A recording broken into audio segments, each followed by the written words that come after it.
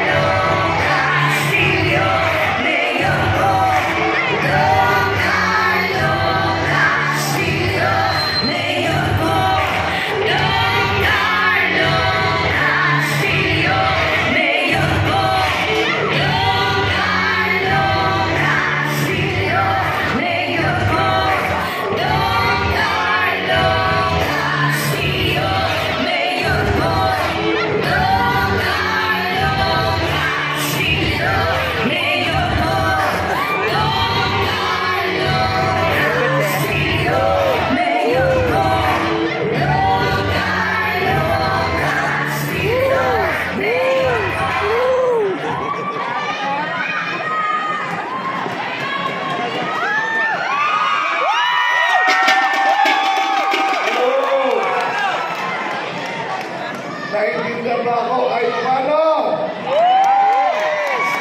Kaya, kaya. Yes! Wala tumbi!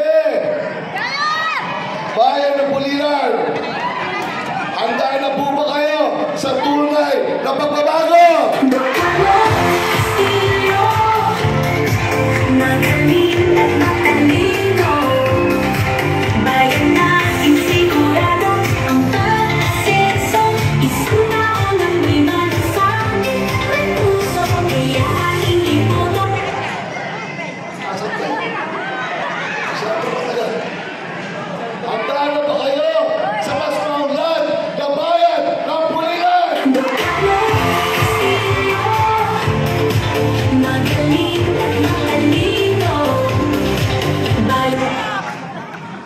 Siyempre, kami po'y nagpapasalamat.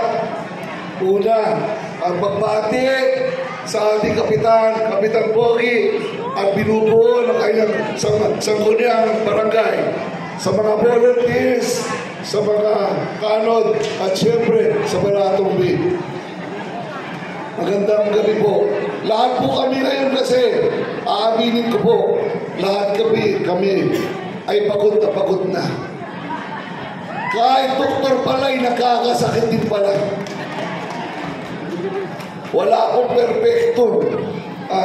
Kumbaga sa sa servisyo, nakakasakit din pala ang isang doktor. Kaya hirap na po ako. Pero ang sabi ko nga kanina, baka hindi ako pwedeng makapagsalita dito sa Balatong B. Pero pinili ko pa rin na makasama ko kayo ngayong gabi ito.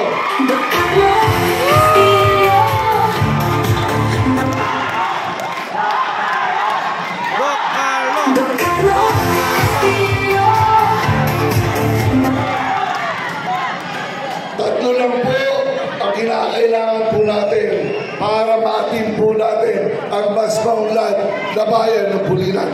Kalusugan, karunungan at kabuhayan. Yan lang po ang kailangan natin magawa para makuha ang inahatin natin na mas maunlad na bayan ng Bulilan.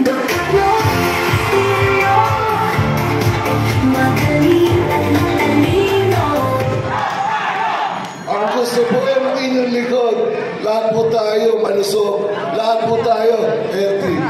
Ang gusto po ng inyong likod, lahat po tayo merong maayos, libre, at dekalidad na edukasyon.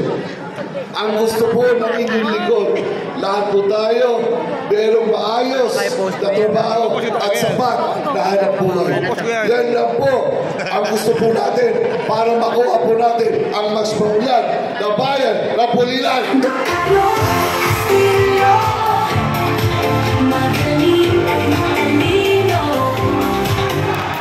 At dating po sa kalusugan, kaharap po nyo ang isang doktor. Ang gusto po ng Doc Carlo, pagandahin ang sistema medical dito sa bayan ng Pulilan. Kapag lumapit po kayo sa health center na yan o kaya sa RHU sa Pinabatan, palaging meron doktor na hindi lang po ordinaryong doktor yan. Kailangan specialista na mga doktor. Pediatrician, OB-GYN, surgeon, internal medicine, nagagaya ni Dr. Bukid.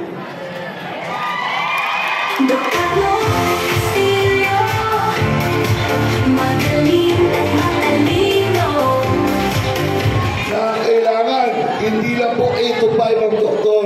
Kailangan 24/7 ang doktor. Monday to Sunday.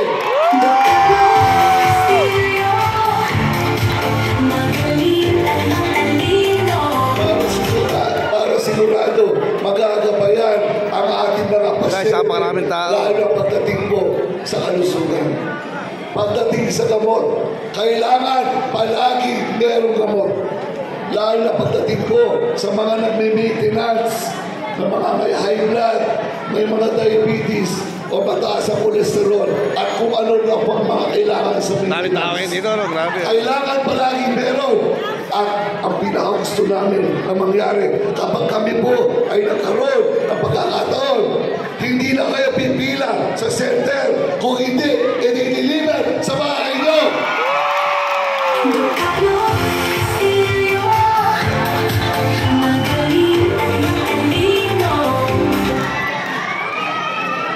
I-deliver sa bahay nyo kada 3 buwan para sigurado na hindi mawawalan kayo ng gamot. Pagdating po sa laboratory, ito ang aking panaginip na hindi na lalabas sa munisipyo ang mga pasyente natin. Kung hindi, magpupundar na ang munisipyo ng sariling laboratory.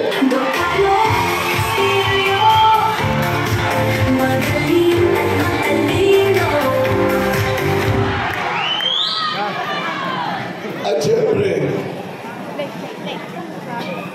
yung tradisyon, baguhin na po natin ang tradisyon. Ba't natago ka? Na tayo, ang mga pasyente natin, makikiusap sa politiko, pipila sa politiko, pipila, lalapit, at makikiusap sa politiko, lalo na pagdating sa mga medical assistants. Sinabi pa nga nung isang politiko, bukas ang kanyang bahay hanggang Linggo para sa medical assistance. Alam nyo ba kung saan nagagaling ang pondo ng medical assistance na yan? Nagagaling sa inyo rin yun. Nagagaling sa kaban ng bayan. Nagagaling sa pondo ng munisipyo. Nagagaling sa buwis na binabayaran nyo. Kaya gusto ko mangyari, tanggalin na yung proseso na yun. Simplihan na lang